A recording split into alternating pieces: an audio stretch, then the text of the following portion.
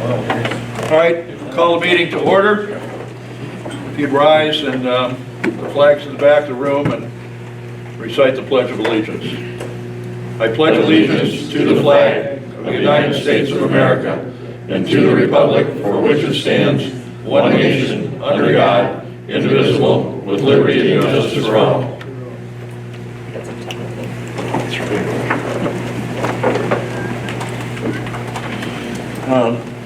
Mr. Van Hove, a roll call of the Planning Commission, please. All right. Chairman Roger Johnson, Here. Conrad Macbeth, Conrad will be a bit late. Ed Griffith. Here. Rich Van Hove, Steve Andrew. Here. Thank you. If you've had a chance to review the minutes of last week's meeting, September 17th, discussion, comments, corrections?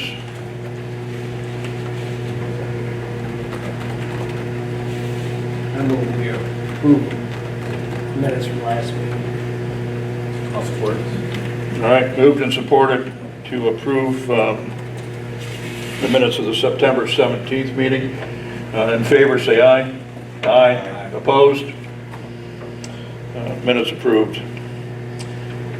Once again, I'd look for a motion to appoint Melissa Berner as ad hoc secretary for this meeting. Mr. Van Hove. Support. Mr. Andrick, support. In favor, say aye. Aye. Aye. Opposed? You're doing it one more time. Approved. Public comment. I have one name. Anybody else? This is the last call, last chance. All right, Mr. Logan. Oh, that's not it. No, that's not Jamie. Oh, Oh, that's Bob. I'm sorry? That's not Jamie. Oh.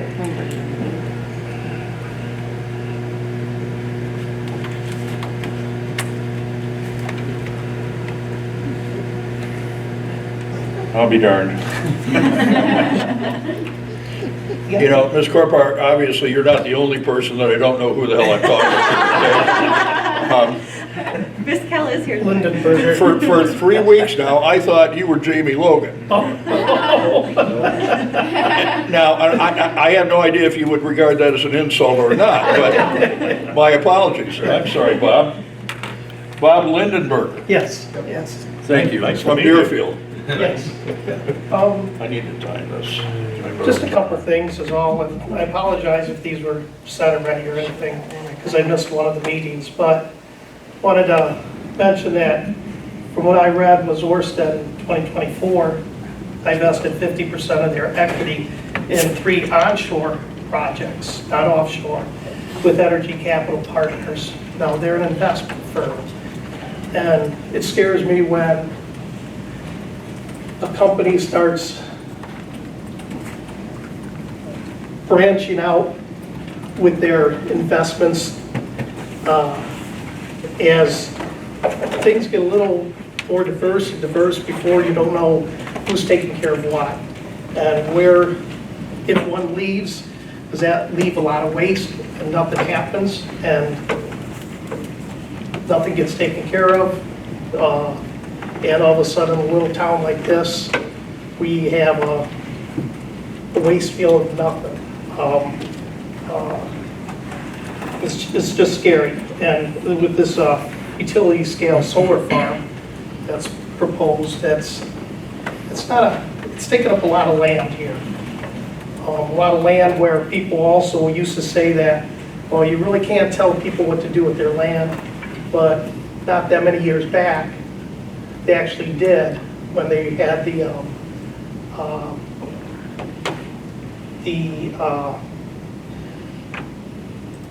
urban sprawl issue. You weren't allowed to buy land to build on unless you bought more than 10 acres.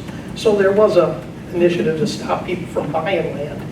And so as you can't tell somebody what to do with their land, yeah, you can. Also, with first you had a substation. That's just a substation, nothing. Now we have a proposed solar farm, utility scale. And so what is next? A battery storage? And a battery storage, if something happens to that, and I've seen things happen where people thought, oh, it's never gonna explode or anything, all of a sudden we have a lot of toxic air going. Bob, forgive me.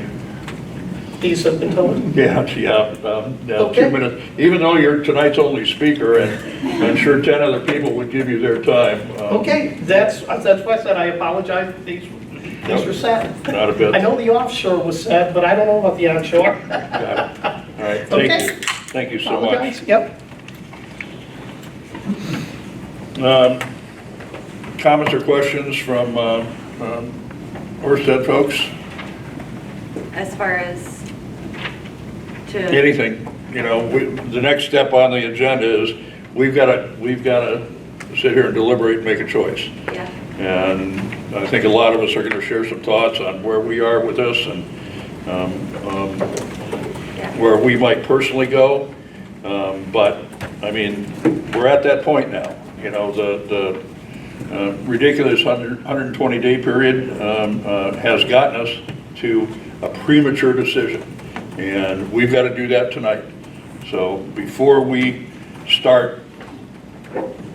5 people start talking about it, and our zoning administrator and perhaps council, is there anything that you guys want to contribute? yeah. I guess just 2 things I'll note. One, in case there are other questions you have before you start deliberating. I brought our larger team here tonight, so it's myself from development as well as Francesca. This is Ms. Kell. And then Mike represents us from Dickinson Wright. He's our attorney. And then we have Nicola here from our engineering team. And then we have Tom, who is our head of community outreach. So if there are further questions, I brought the experts along. And just acknowledging we submitted answers to the questions via email. Okay, thank you. And we will, you know, it may well be that during our deliberations, there certainly could well be questions for any or all of you. If you know, I wanted to give you guys one final chance to state your case and state your piece before we get to seeing if we can arrive at consensus. So, anything else? Okay, thank you. Gentlemen? I know Conrad has said that he may have some questions. If any of you want to ask some questions, you can. It's not necessary. We've heard a lot. We've got thousands of pages of submittals that we've gone through. It's not like we're not familiar with the project, and we've already asked a lot of questions. I know some of you are frustrated at the evasive answers, but nonetheless, that's where we are. So certainly this is your last chance to ask anything you want to ask. Well, I guess I got one. I don't know if it'll get me anywhere, Francesca. You're the one that I traded emails with asking for a DWG file. What proprietary information could possibly not be redacted out of a DWG? It's really simple, and it would have allowed me to save a lot of time in trying to look at the whole site and analyze different bits and pieces.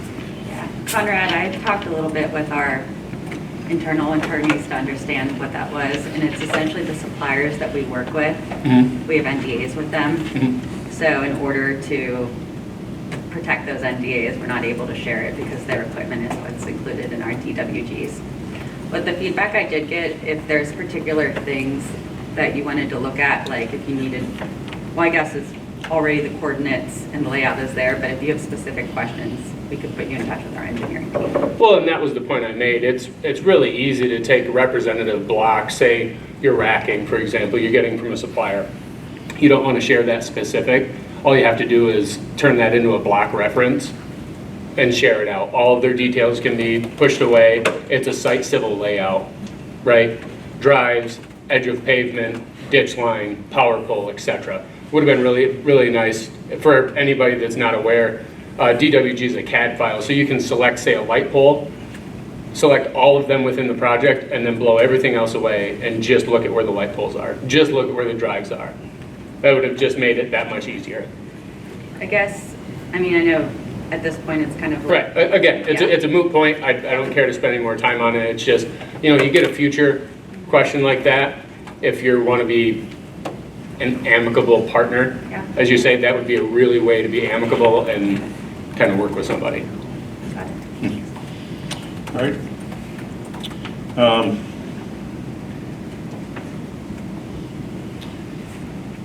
Tom's added to the table. What are you thinking, where you at? I actually got to speak with one gentleman out in the parking lot after the meeting last week. He's not here today. But like, I didn't bring it up at the meeting last week, but when you guys were here last fall, when you guys started doing your board sampling and doing the testing of the beans out there in there, just the way that our roads were left here were pretty terrible. And we had nobody to call but the Lenawee County Road Commission to come out here to clean up our roads. They were unloading heavy equipment, driving heavy equipment. Frost laws were on, they were still out here. Yeah. So Francesca, if you want to talk about that a bit more, when we had our geotech crew out, we did receive a call, and then Francesca worked with our geotech team to address it. So if we can talk about. Yeah, that absolutely. So process. just want to acknowledge that during the geotech activities, we were definitely made aware that there was some process, and we communicated with our geotech subcontractor that we really wanted to ensure that we were abiding by those, and so they talked with their own team and made sure that the equipment that was going on the roads was below the weight limits, exactly. And we're made aware that during the geotech, there was something that happened to the road, so we were in touch with the road commissioner, and we made sure that the subcontractor there had that open communication with the Lenawee County Road Commissioner, and I believe we had confirmed with Scott that we were able to remediate for the damage that was caused. So we recognize that it wasn't necessarily super smooth, but we were we worked with our contractors to make sure that the county commissioners were. When was your last contact with the Lenawee County Road Commission? It was in April. April 7th.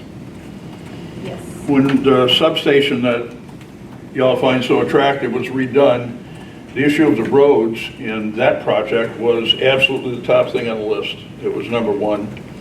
And that was all done and dealt with long before construction on that project began.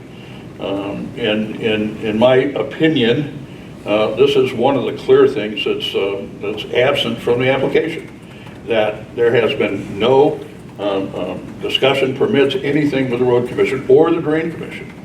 And you're sitting here asking us for a permit, and that's not done. Well, just if I could jump in, that's not true. There have been discussions, like you mentioned, it has been a few months since that occurred, but there were discussions. There will be ongoing discussions.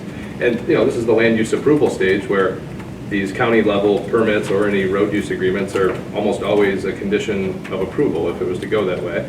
And then you get your land use approval, then move to the county and get your drain crossing and any road use agreement. So we fully anticipate and always do enter into road use agreements whenever the county wants to, and that's what will happen here. Okay, in our limited experience, that has come first. And if you say that it's typically a condition of approval, noted.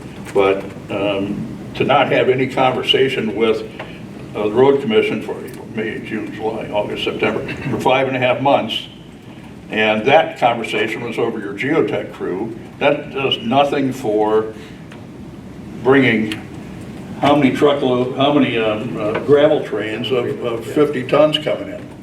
Just one more thing, in our conversation with the Lenawee County Road Commissioner, as well with the geotech activity, we also discussed the road use agreement that we will enter with them. So they've shared with us their template, and so we've been working with our legal team to make sure that we abide with their copy as well. So we're also in negotiation for the road use agreement. Okay, it would have been my personal expectation that that would have come with the application, okay? Not something after the fact. it is, in my personal opinion, one of the reasons that this application is on a long list incomplete. What did the road commission tell you their escrow amount was going to be? I'd have to check the road use agreement draft. Yeah, I don't remember the figure off my head, sorry. But we can certainly All right. dig into that. Ed, Rich? Just so you guys are clear as well, there's been no application for soil erosion permits or the drainage work yet. I confirmed that yesterday. A question on one of the responses I got that I'm still not clear on.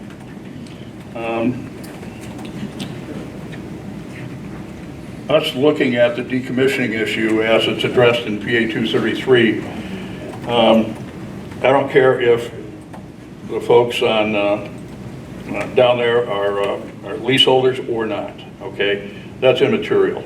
It's protecting them and the non-leaseholders in the event that things crash and burn and 5 years from now, the King of Norway owns you guys now. So the issue of decommissioning, and as PA 233 has lined it out, says we don't have a full decommissioning bond in place until 10 years, correct? Yes, I think that's the Yeah. schedule. All right. I got a response that I have to tell you I didn't understand. On one hand, it quoted some lease language, okay, some sample lease language, I think is what you sent, that seemed to say one thing, and then there was some language surrounding PA 116 that seemed to say the other. Now, so I'm clearly confused. Can you educate me? Is there a full 100% decommissioning bond in effect for these landowners from year one? That's a simple yes or no. No. If it's PA 116 land, it's required to have an escrow, not escrow, what's the right word? To have the security, thank you, set up. That's specific to our PA 16-1 parcels. The rest of it follows the PA 233 schedule. So the answer is, in our request for accommodation in this area, and our request to fully fund from year one, the answer that I got then was no, PA 233. That's been a common response, obviously. So it's your intent to tell us no to that request, clearly. That's the answer I got.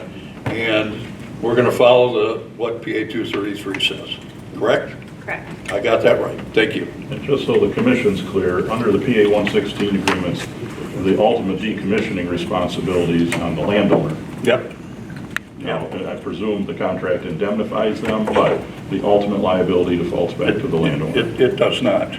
The sample language that we got from the lease contracts, it's my understanding it does not. I just got some head shakes that says it does not. We're following PA 233. Here are the proposed requirements for the road use agreement from the road commission.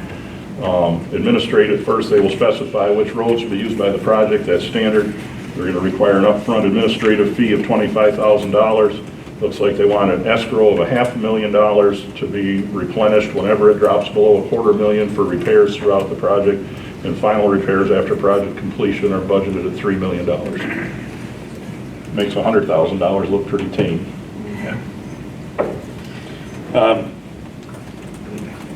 Anything else in a similar vein? We asked for some room on alternative noise limits. And again, the response, to be clear, was no, PA 233, correct? I think that that was the response, but if I could just respond maybe more broadly. Under typical, permitting circumstances, obviously the discussion of these types of conditions would be expected, and frankly, something that Orsted regularly does in collaboration with communities to, form a project that works both for Orsted and for the community. But under these circumstances, it seems that these inquiries and questions about conditions are largely academic.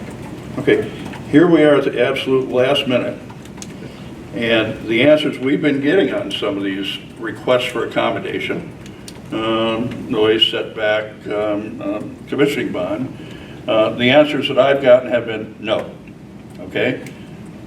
Now, what I'm hearing from you is, well, gee, maybe if it's one of the condition, if we do a conditional approval, which is one of our choices, Sure.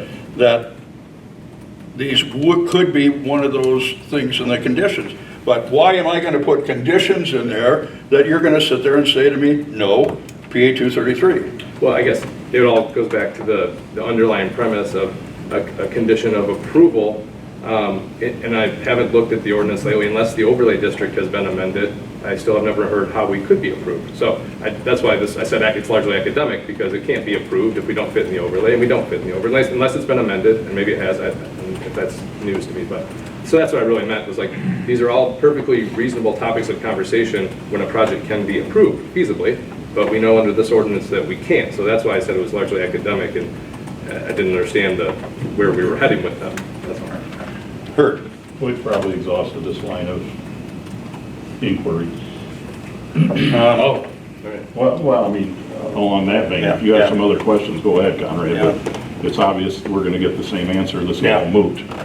Okay, so I have a list, and I've been trying to be selective. So this one's a little bit longer, I typed it out, so I didn't. So the River Raisin floodplain runs near the project site, and there's also delineated wetlands. And that's shown in Glacier Meadows Exhibit Volume 4. And I know this was kind of touched on in an earlier meeting, but how can you assure neighbors there'll be no increased flooding or contamination risk? Flood events, they're increasing in Michigan. I mean, heck, my rain gauge just said 3.5 inches this morning from overnight. So here we are. Solar panels on compacted soils, they shed water a lot differently and a lot quicker than farmland does. So what guarantees do neighbors have that runoff won't flood nearby farms and basements? And if my property floods, because I am within the project area, if my property floods or my well is contaminated, who's going to pay for the damages?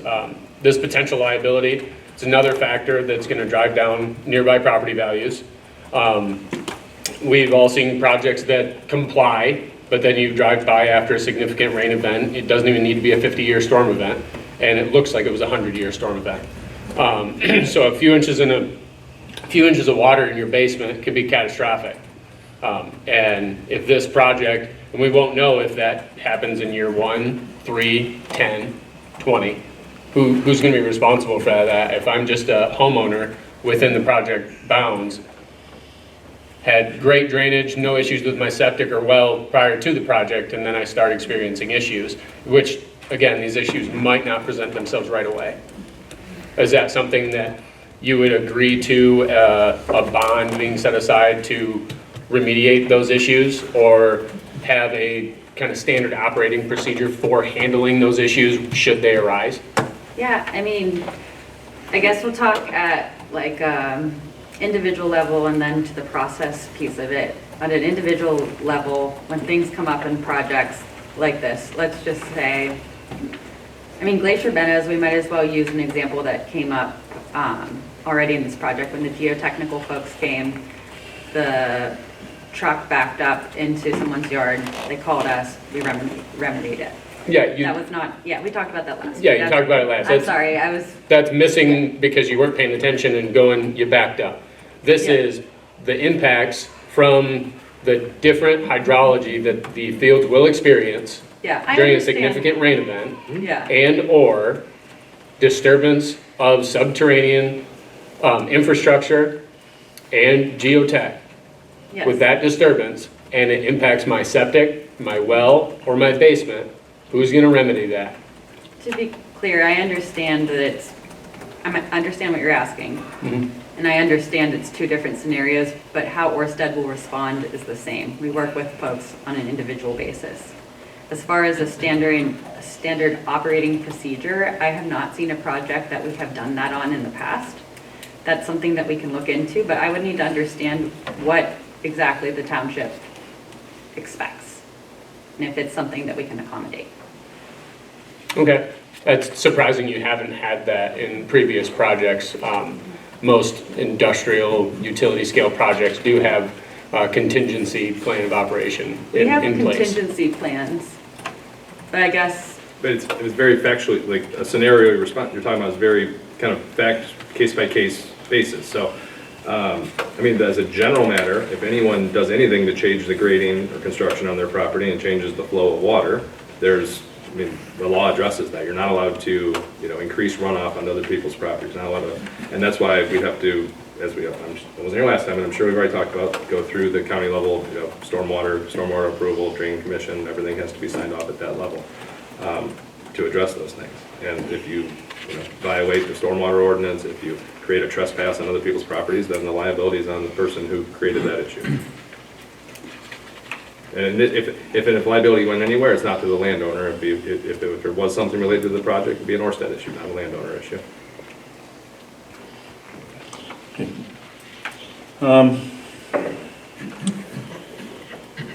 Can I add a couple thoughts here, Roger? Please. As you guys know, this week we received a number of reports from the consultants that we've retained. One is a report from the acoustic engineer who indicates that a non-trivial number of houses in the project footprint will receive noise emissions higher than the state law permits, particularly when taking into account the Public Service Commission order addressing how it's to be measured and modeled. We received a property value impact study that shows for typical properties of 10 acres with homes, of which there's a fair number of large lot homes, more recreational in approach, they're not actively farming. Range of 8 to 12% loss of property value associated with those, the close proximity of this project. We received a report from the soil consultant suggesting that what we all know already to be true, and in fact the applicant has stipulated that in fact this is all prime farm ground. Statistically, 95, 96%, whatever. Essentially, for all practical purposes, all of it is prime farm ground. Then of course we still have the paper from Dr. Stephen Miller, who did an agricultural economic impact study on the former project, which is roughly of the same scale, that shows over 30 years to be a substantial loss of of economic activity in the ag sector as ag ground is converted to non-productive uses. I will also note that there was a big kerfluffle a few years ago suggesting that Dr. Miller had in fact regretted that paper and withdrawn it, but I think I emailed you guys a copy of his communication saying he fully stands behind that report. There's not much to dispute really. Ground that's no longer being farmed doesn't need seed, doesn't need equipment, doesn't need labor, doesn't need herbicide, pesticide, etc. And nobody's selling anything from that back to our elevators or to our ethanol plant. So those things are out there. You guys have had a chance to review all those. Just wanted to make you aware of them. I'm sure the applicants are going to want to see those. I'd be glad to email them to you the next day or two. So I just wanted to make everybody aware that we've taken those steps. Any questions or thoughts beyond that? Or do you guys have any further questions for the developers? I think we still see what kind of answer we're going to get. I've got a couple of issues in the line of incomplete. I got yesterday the report from your consultants about economic tax revenue analysis. It's significantly different than what we saw a few years ago under ESA. While the gross claims are the same, let's see, yours is 35 million in 35 years. Theirs was 30 million in 30 years. Our assessor looked at it, and a part of that accrued to our local school district, under his view, was something over $28,000 in year one. Yours shows something like $79,000 in year one. No matter which number is correct, it's not nearly enough to build new buildings, as was the claim on August 13th. If your number's right, that gets us one more teacher, okay? And for that, we give up 20% of our ag economy. But given the time restrictions, given the unwillingness to extend that, I don't have a chance to take what your consultant said back to our assessor and says, do you agree? Is this right? Is this wrong? There's absolutely no opportunity to do that.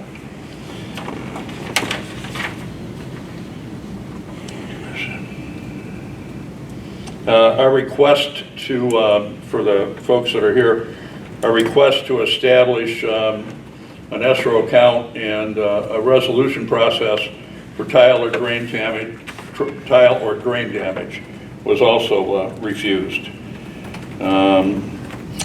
Question from the, there was a Blissfield meeting last week after hours. Ms. Corbar, you were there, I assume? Yeah. This is secondhand, okay? So I haven't seen a tape or a transcript.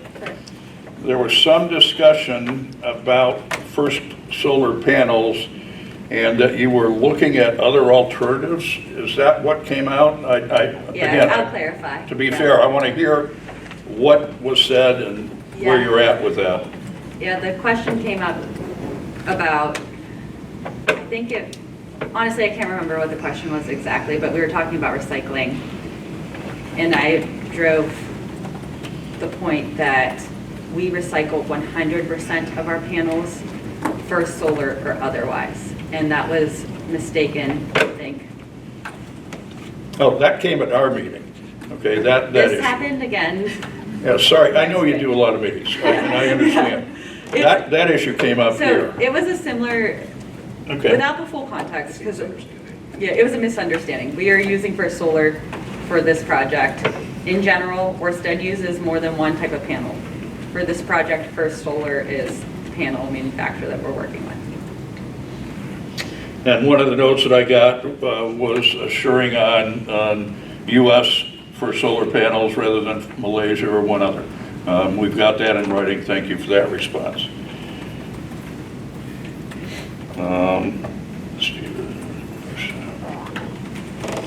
There's an answer here that says, do you calculate the levelized cost of energy? The question actually was, what is your calculated levelized cost of energy? And if your answer is that's proprietary, that's a fair answer.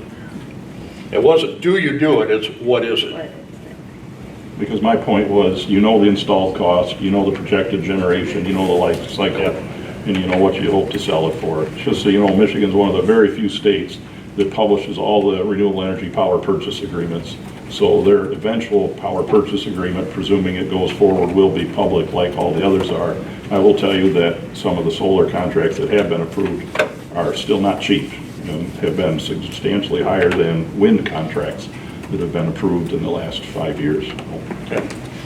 Tell me about the 3 permanent jobs that are created. Are these PhD level? Are they, we keep the drains clear? Are they general maintenance? Give me some idea what these 3 jobs are. Yeah, of course. So RG that was here last week, he's an example of what a plant manager is. So he does have a formal, I actually don't know what his degree is. I know he's a 4-year education. He's the most senior of his team. Likewise, here we would have one person who's like the senior plant manager who basically oversees the other employees and the rest of the contractors that work at this site. The other 2 full-time employees will essentially be technicians who do the work day to day. Okay. I mean, is that like mowing or technical aspects with the panels or the inverters or? So each site is a bit different, so I can't necessarily say like this is exactly what he's going to do. But we have a lot of contractors who manage different pieces of it.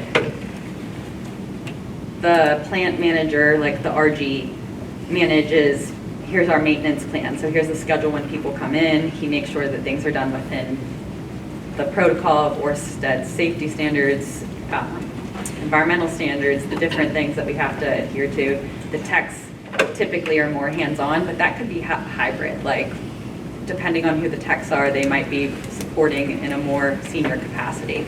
But essentially, those 3 people are the Orsted employees that withhold the overall like frame of work, and then we have consultants that come in and do the specific jobs. So Okay, Roger, I'm talking more about the, after the project is built, it's operating, That's what I'm talking about. yeah, okay, ongoing. Yeah, that's. All right, I've seen some ongoing stuff about- Operations and maintenance. Yeah, That's what we call the it. annual reports that need to be done to township officials, and do they handle sort of those things? All right, all right, all right. Yeah, Got they it. primarily do, and we also have an operations team that's like behind the desk. So depending on the scale of what it is, they're either doing that themselves or they're coordinating with the person who's doing it at headquarters, so to say. And I say that very lightly. All right. People could be anywhere. Last on this topic, do they only cover a specific project, or are they like shared over a geographic area A projects? specific project, so like RG is the plant manager for our one project called Old 300. It's a Texas-based solar project. It's himself and 2 other techs, and then all the contractors that work there. Got it. All right. I was gonna say, if there's any, if it's anything like a natural gas compressor station, they're glorified babysitters. Got it.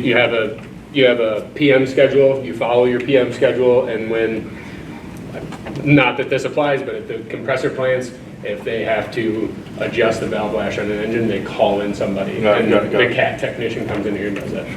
Yeah, I And- think that's fair. Yeah. Just as a point of curiosity, is there like an office someplace that they work out of? Is it on the site? Is it on the plans? If it is, I missed it. So there's an O&M building on plan, I believe. Okay. That's typically where there's a few offices at every one of our sites. All right, again, just a point of personal curiosity. Of course, yeah. Well, and just to that question right there, is there somebody there 24/7 working? Is it security guards or one of the 3 workers there? Always someone around the clock, and just in case our fire department have to get in there if something's going on? I honestly don't know the answer to the question. I can speak a little bit to it because when we did our consultation, we also consulted with the Deerfield and Blissfield local fire department to make sure that our emergency response plan fit within their broader response plan. And so in terms of, will there be somebody 24/7? No, but there is a system that runs 24/7. So if there's something that happens at 3 a.m., the system will send a message to sort of like a control tower that may not be here, but sort of there is monitoring happening 24/7, so that it communicates with the local fire departments. I want to, no, I'm sorry. So that's going to send a Yeah. message to the local fire department? Yes, exactly. Or the 911 or wherever it has to go? Yeah. In addition to some of the other things that seem to repeat, that issue of security seems to be a common one, but I think we hopefully have that resolved. Thank you. I want to read this one. As I was going through the notes, I had to put a big smiley face by one because it sort of made me, for an old grown man to giggle, but it made me giggle a little bit if I could read it. How are electricity markets different in Denmark?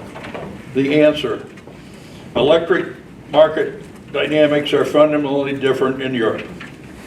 That was the answer.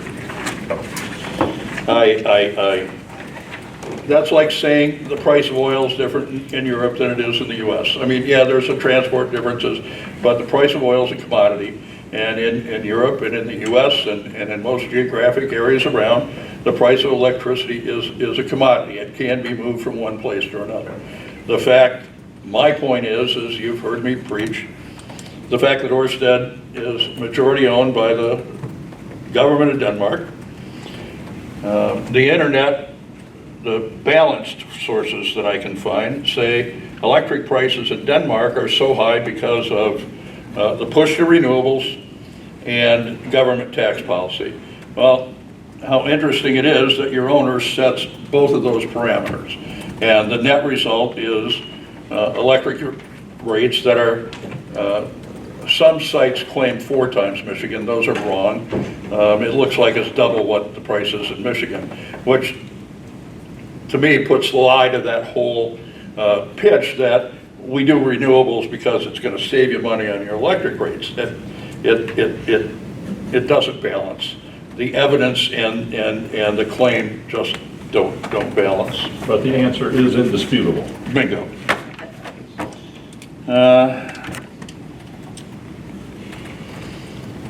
The last point I've got deals with, and it's for us certainly one of the biggest concerns, is the loss of 20% of our active farm ground. And the impact, as Kevin said a little bit ago, on not just where that product goes, but seed suppliers, the applicators, the co-ops, everybody the implement dealers. We're talking about a 20% drop in business from from the day the project starts. And to balance that against 3 jobs and a pittance of money to the school board and an equally small amount to the township,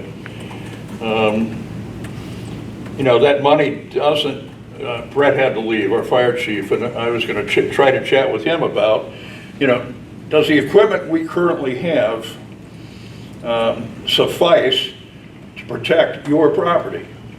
Do we have the stuff sitting in that building right there to cover what you might need? Ron, how long did an ambulance take to buy? 3 years. 3 years to get an ambulance. Still a year out. What's a fire truck right now? Probably 700,000-800,000. Yep, 6 years. What's a fire truck cost? 700,000-800,000.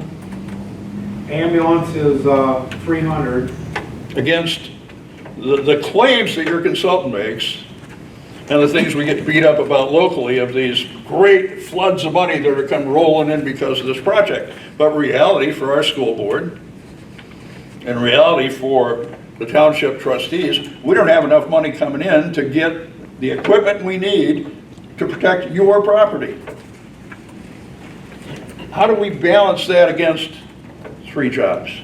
How do we balance that against losing 20% of our ag production? How do we balance that against rent and lease payments that are almost 10 times what cash rent is? How it disrupts the market for beginning farmers, for farmers that are scaling that are trying to improve the scale of their operations. What's land rent going to be with 20% of the ground out of the market? What happens to what today is $300 an acre for a cash rent lease? What's that in 2 years, 5 years, 10 years, if that project goes in production? Our friends, there's a big seed operation just north of here. They lease a lot of ground to produce primarily corn seed. What happens to the cost of land that they lease with the prices you people are paying?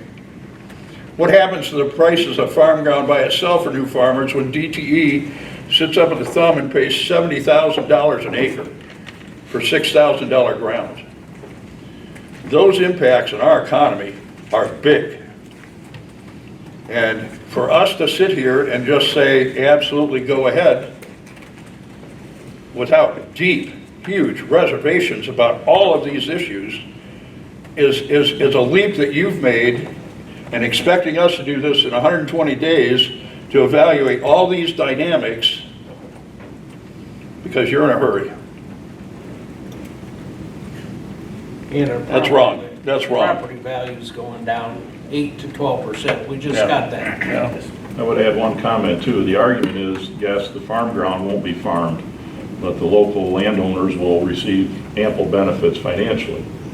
Except in this case, almost none of the landowners actually live in our township, and a substantial portion of the ground is owned by people that don't even live in the state.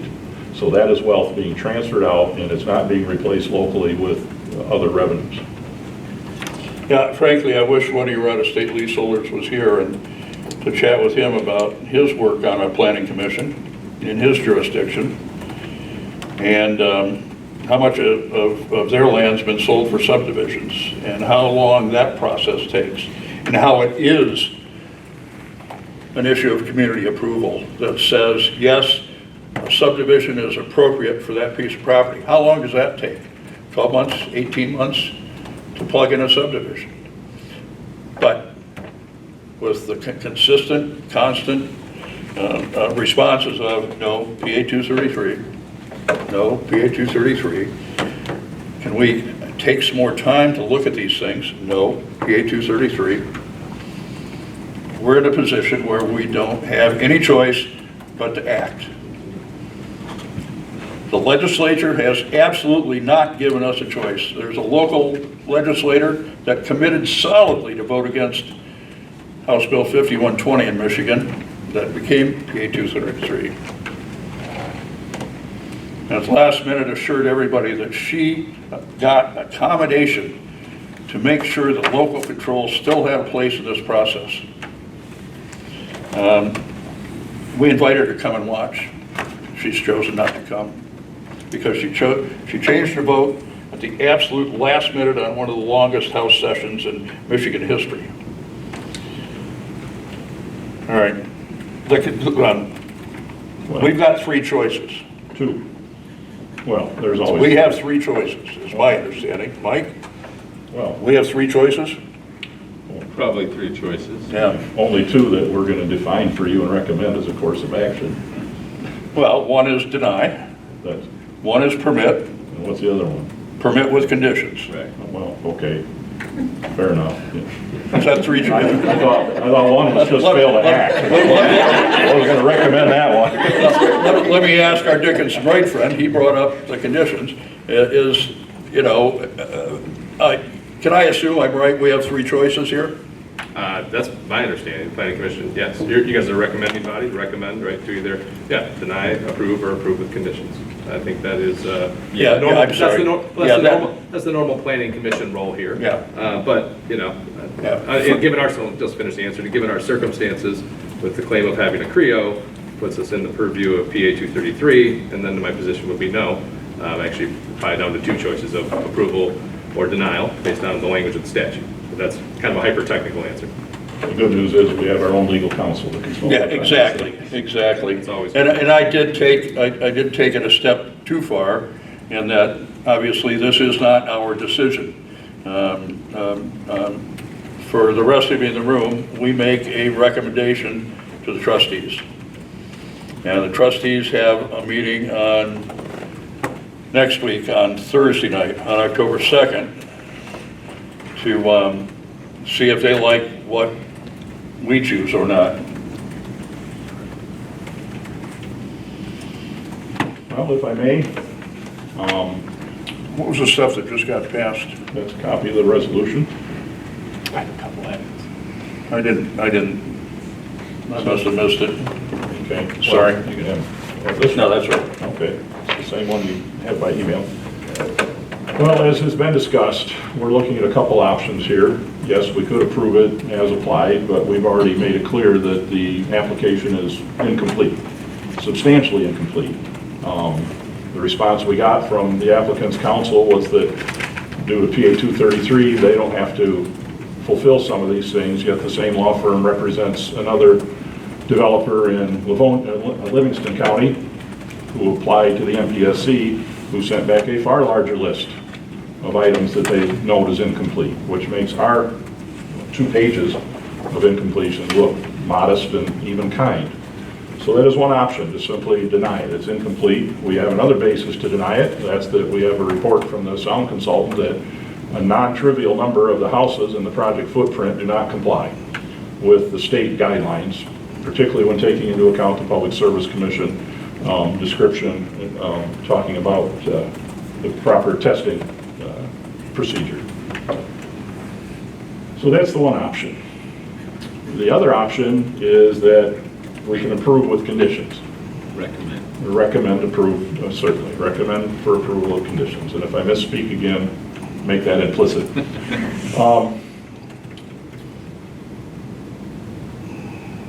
You guys have a draft resolution that has been sent to you electronically. You've had a chance to review it as one of the options. It has a list of reasonable conditions applied to the project, among which is to complete their application, to furnish the things that are presently incomplete. The conditions include making adjustments to bring the project into compliance with the sound requirements from the state of Michigan. There's a long list of reasonable requirements in there that we're not going to take the time to go through each and every one of them, but one that is of note is the condition is that the applicant here, Orsted, apply for a rezoning to amend the overlay district to accommodate their project footprint. Thus, it will accommodate all the things Orsted is looking for, gives them a clear path forward towards approval, and it allows us to require the things that we think are necessary to make this project fit in the community inside the bounds of our ordinance and our master plan, and the bounds of PA 233. If we deny it, it gives them seemingly a more clear path to simply go to the Public Service Commission, which is not where we choose to be. If we approve it with conditions, certainly there will be protest, but this puts us in a position to make the case that this will still be a local decision. We're going to be involved in this. Finally, what about the amendment to the overlay district? What does that mean? Well, they can apply and we can grant it. Nothing in that process takes away from the people the right of referendum on that zoning ordinance amendment like any other. So those are the options in front of us. As staff, that's what they call me technically. I think the right path forward is to approve with conditions. But if you guys have questions for council, I would encourage you not to engage the applicant at this point on this question. This is now our own internal deliberation. In addition to the sound issue and some of the other things that, from our view, aren't in compliance with PA 233, one of the big ones is the prime farmland issue. Absolutely. As going through the one option here, I didn't see anything on that. You know, the balance is,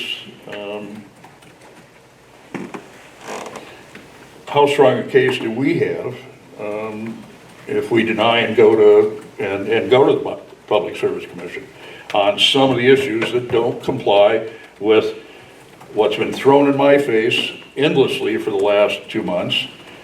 No, PA 233. If we say no, PA 233, based on some of those things, you know, I've got to weigh how much weight that might carry if we've got to go to Lansing. Well, the answer is, and I'm going to guess that both attorneys would at least agree on this much, because we don't know. There's no case law. None of these things have been considered. We don't have an answer on how the courts feel about this. We don't have a clear definition of, you know, adverse impacts on farm ground. Those are things we don't know.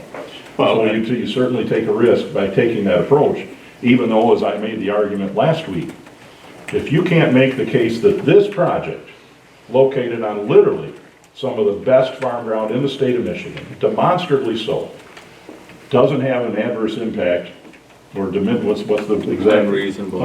Unreasonable diminishment of prime farm ground, then the statute is meaningless because it won't apply anywhere in the state of Michigan. Correct. As I said last week or the week before, you could not have chosen a worse spot in the state to cite a project if your concern was to not trigger that phrase in PA 233. Absolutely. And if you remember, the answer to that question,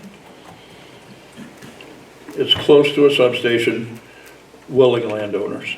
Which I pointed out, nowhere does PA 233 say you can't unreasonably diminish it unless there's a substation nearby and the landowners don't care. I think some of these issues and an unaddressed, incomplete application, the absolute,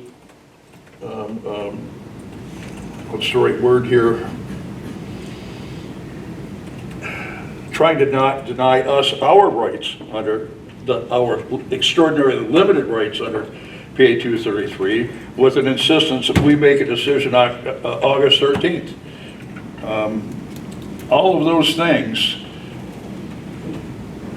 certainly don't sit well with me, and then one has to wonder how our 3 Michigan Public Service Commission member is going to regard that.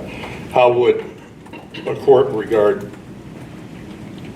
some of those issues? And I would point out that if we approve with conditions here, and ultimately, through whatever mechanism this ends up again before the Public Service Commission, the township still has every means then to intervene and make exactly that case on the prime farm ground impact. And in fact, don't they get to pay for it a little bit if that happens? Oh, I'm sure they'll be very amenable to helping us fund. I think PA 233 calls for, Intervenor money. huh? There's fund for intervention. Yeah. Like everything else, it will be heavily contested. So my point is, by taking the approve with condition approach, recommend the approval with condition approach, does not deny us a second venue later if in fact it ends up there to make exactly those arguments.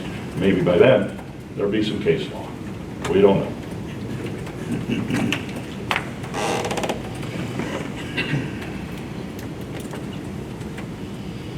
Last comments.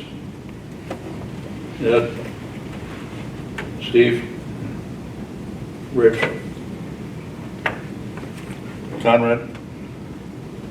I mean, I read through it and there's a bunch of, not a bunch, but there's a few comments I had on the 28 pages.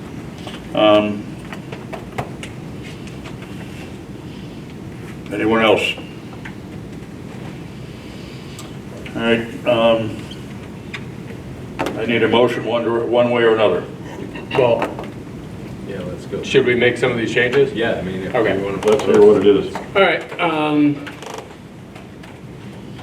so one of them is just a spelling, it's complaint, not compliant. Okay, what page? Page 3, it says Glacier Meadows Solar believe that the application is fully complete. It should be compliant, I believe. Which paragraph? How far down the page? Second paragraph. Okay. Write Keith Brown next to that so we Okay. can attribute whose fault that is.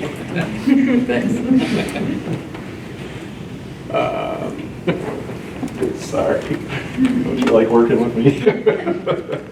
Favorite thing to do after that's done. That's, you're serving your function. If you weren't here, it'd be Comier by then.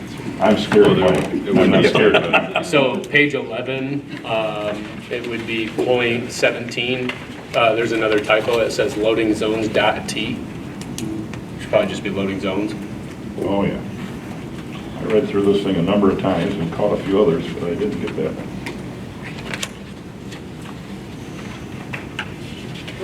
Is a process question, gentlemen, is it possible to make typographical corrections and those things after? Or do we need to do that prior to, I would rather have them discussed and then a motion to, if there's a motion to approve the resolution as amended, we can make those okay, amendments. got it, thank you. Page 13, section GG. It says invertor, so T-O-R, I believe it should be inverter, T-E-R. Actually, this version I have has that correction made.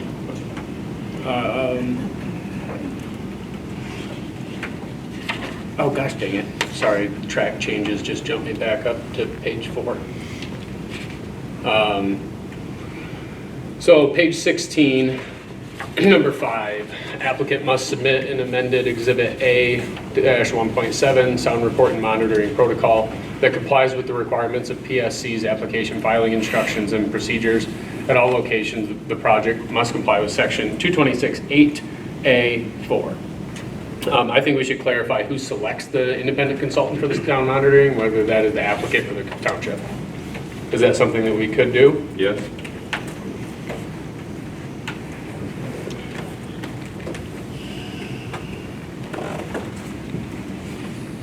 Trying to see where you insert that in line 5.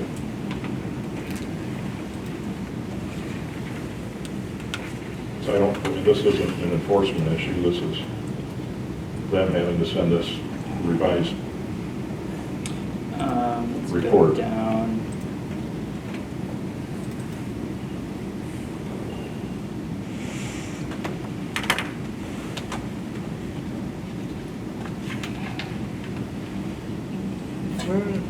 There's a better place again.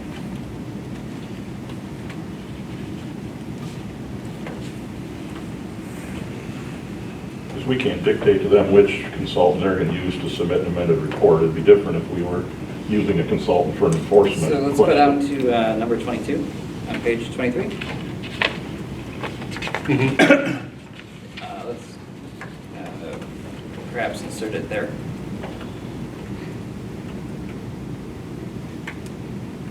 Yeah, it's probably a better spot. So would we want to say something like we often do, that compliance must be determined by an independent third-party professional selected by the local unit and paid for by the applicant? Is that what you're thinking? Is that what you guys recommend? Yep. Okay. Do you want to make that note, or do I need to do that? I got it. Oh, good. All right. Okay. What else you got, Conrad? Oh, sorry, I'm used to working with a bunch more screens than just one.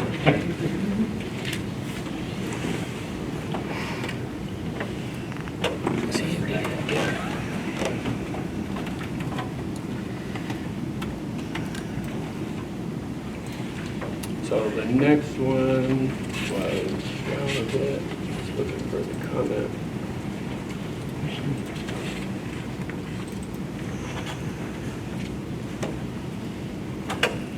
So I made this note in haste. Number 15 on page 22 says the applicant must provide the annual initial tax distribution to each governmental entity benefiting from the project. Should we clarify that this means the first year pilot or ongoing distributions, or is it good as written? I don't know if there's any clarification that is expressly needed there or not. That request was made by the chair, so whatever he was trying to get at. Did you hear? No, he did not. Roger? What? So number 15. Yeah? Applicant must provide the annual initial tax distribution Correct. to each governmental entity benefiting from the project. All right. And I asked, should we clarify if this means just the first year pilot or ongoing distributions? Or if it's all encompassing? I think it's moot. We've got our old data from the ESA days. We've got what their consultant says. No, this is planning. We don't have time to rectify that before we have to act and to see who's right and debate that whole issue. So anyhow, I'm sitting here in making my decision, thinking, all right, the local schools are going to get something between $28,000 and $75,000. Okay. So should this say estimated annual initial tax distribution, since until it's assessed? Yeah. Well, I mean, and until the assessment's appealed to the Yeah. tax tribunal. Sure. They sent us their estimates, and okay. From my personal perspective, it shows what I wanted to show, that this big, huge chunk of $35 million, in reality, what's it mean to Deerfield Township? What's it mean to Britton Deerfield schools? And again, like I got in trouble last week for saying I don't give a damn what goes to the county, okay? But I got the answers that I need that say $35 million, when you do the math, does not provide enough to buy a new bus or to put up a new building. It might get us a teacher. So making a change there is as good as it stands. I think we should take it out. Delete it? Yep. That's my leaning to. Yeah. Because, Yeah. at least as I understood it, there had been some discussion about Yeah. application for the specific tax, which is, I think, 7,000 per megawatt. The township board would address that issue, and the distribution or payment of taxes is dictated by statute anyway. Agreed. That's my leaning. So we're gonna, you guys, do they need to vote on striking that, or? We'll see what we get at the end. Okay, right? so then we can approve all the changes. Adopted as amended, Yeah. yeah. Okay. Okay. All right. Page 25, number 34. at least annually, the applicant must conduct a fire drill or training session with the fire department and obtain approval from each fire department that adequate fire response resources exist. So I think this is a big liability to anybody that lives within the project area. I mean, I think it was Exhibit Volume 3, it said that their O&M building only had like 3 sprinklers and staff only received fire extinguisher training. So I was wondering, could we add that the developer covers costs of specialized training and equipment if requested? Because that's the safety within our township. You have homes that are 360 degrees surrounded by this project. And if there's gonna be a fire, I don't care how rare you wanna call it, I don't want my safety, my family's safety, my neighbor's safety to be dictated that, oh, it's a rare event. We'll treat it as such and we'll handle it as it comes. I mean, we're talking about Blissfield and Deerfield fire departments here. I mean, yes, I'm super grateful to have them, but it's not like they have the resources to put out a chemical fire or an electrical fire of that scale and of that hazard type. You know, for anybody here that doesn't realize, if you see a fire extinguisher, there's an A or a B or a C. There's different types of fires that they will put out. So not every time can you just take your fire truck and spray it with water to put that out. So I think it's a very large risk that is present within our township. I would like to see that added if it is, you know, agreeable by everybody in our council. So there's 2 things here. One is the applicant must conduct a fire drill, which means the applicant's already going to cover at least those expenses. Mm-hmm. But your question is can we add a requirement that does what?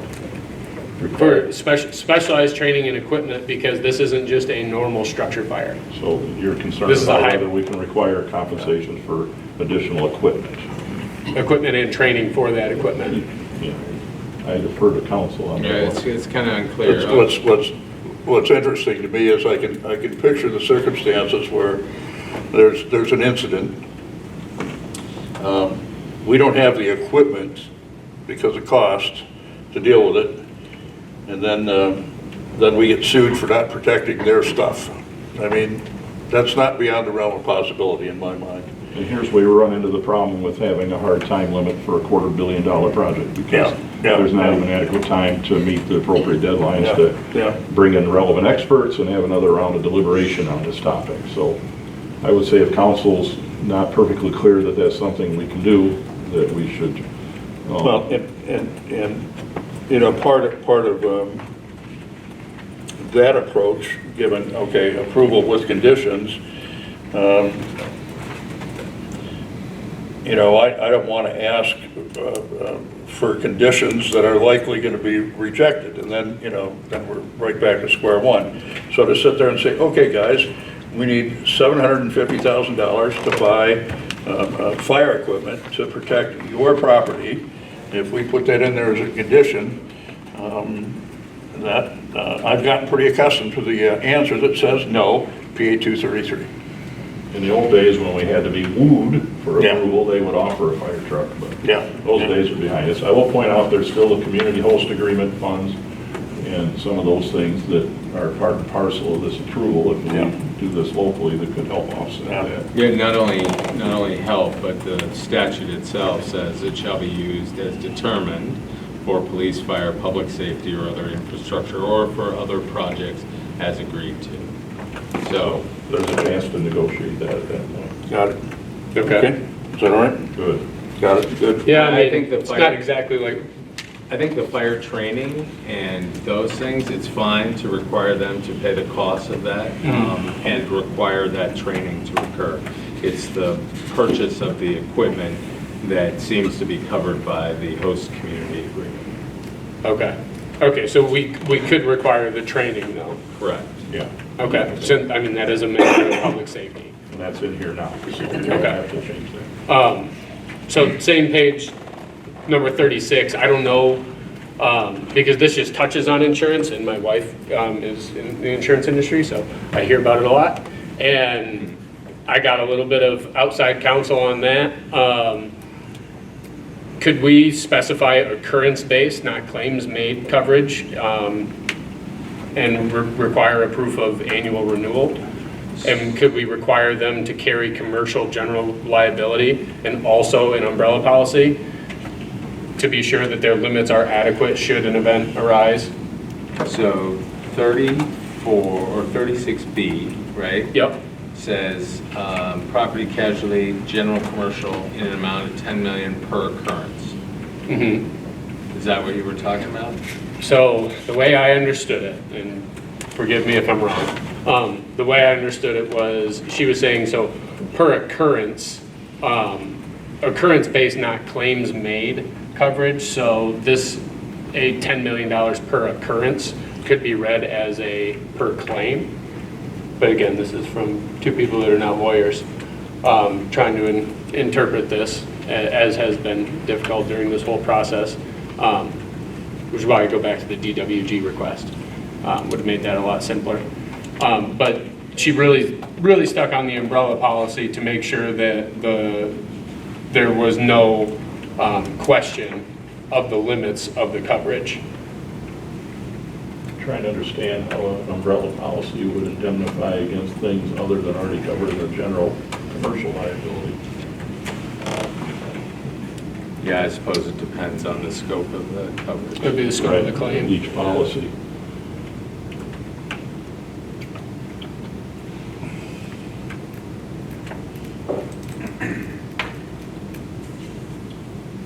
But fundamentally, I don't have an issue with making it 10 million per claim.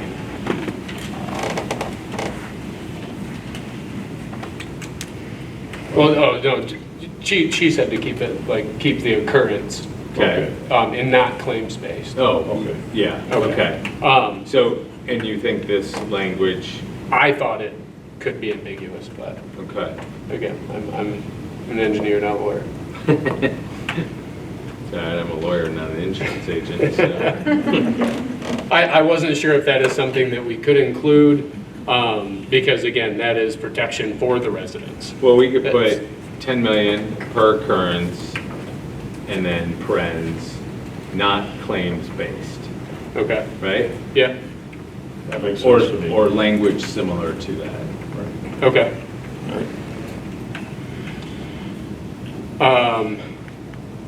So end of page 25, number 38, it just says S-U-M-E-R at the end, Sumer.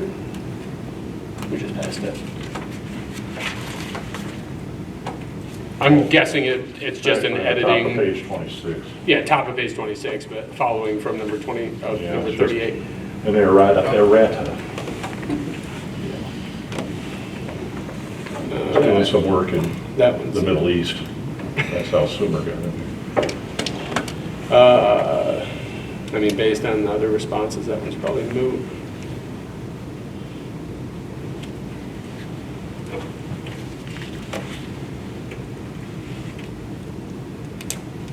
Yeah, so number 46 was the last one. It's on page 27. Special land use permit is transferable to new owner only if the new owner registers information with the township 30 days prior to transfer, maintains all financial security without alteration consistent with zoning ordinance requirements. I wasn't sure if we could require township approval before the transfer, or if it's just a notice/registration that we can require. You could approve of it. I would say that approval could not be unreasonably withheld, right? They meet the requirements. You could certainly approve it to ensure compliance with Mhm. those. I think that's what you're asking. Yeah. Yeah, I think you can make that change. Okay.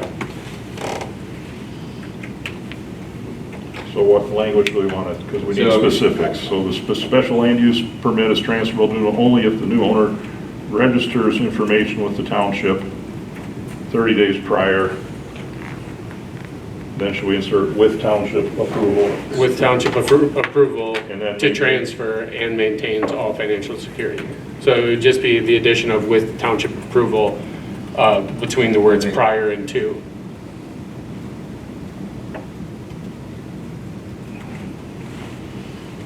That makes sense. Or I think Mike's probably going to be better than mine. I should hope so.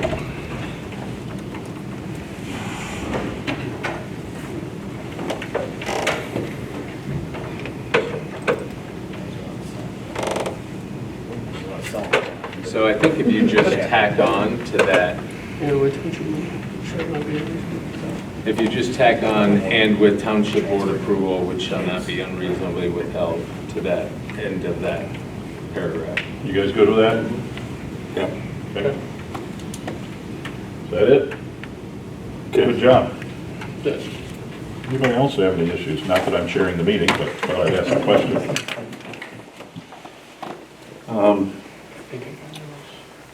From a personal standpoint, I'm swayed a bit by some of the earlier comments about some of the items that are of significant concern to me being addressed as conditions. And that was helpful for me to come to a conclusion in all of this.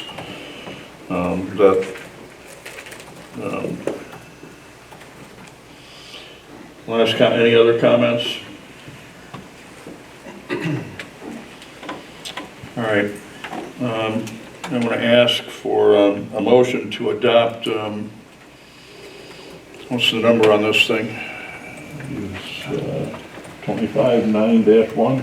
Okay. Yep, 25-9. To adopt Resolution 25-9-1 as amended,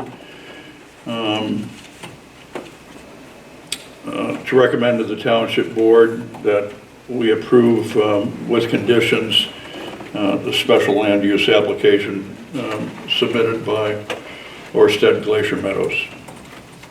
You're asking for a motion to that effect? Yeah, that's what I'm asking for. All right, motion, Mr. Van Hove. Is there Support. support? Ed Griffiths. Roll call vote, please, if you would, Rich. Okay, Roger Johnson, Yes. Conrad Macbeth, Here. Oh, sorry, yes. Both true. Freudian slip. Ed Griffin, Yes. Rich Van Hove. Yes. Steve Andrew. Yes.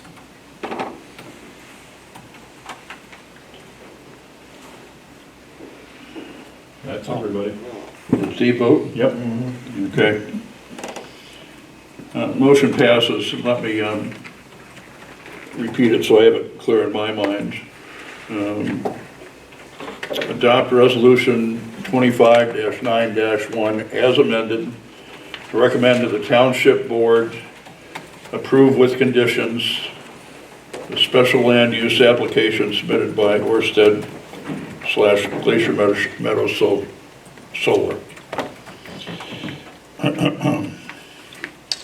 All right, other business before the Planning Commission? Next regular meeting is October 7th. And then this resolution passes to the Township trustees for their action on Thursday, October 7th at 7 p.m. The second or second? Second. October 2nd, excuse me. Yeah, our meeting's October 2nd, Thursday. With that, I'd look for a motion for adjournment. I so move. Support. Boy, that came fast. This is the longest meeting we have. Are we starting to lose you? All right, all in favor of adjournment? Aye. Aye. Opposed? Meeting's adjourned. That was the last. On page 1, where I have the question marks. That would just need filled out.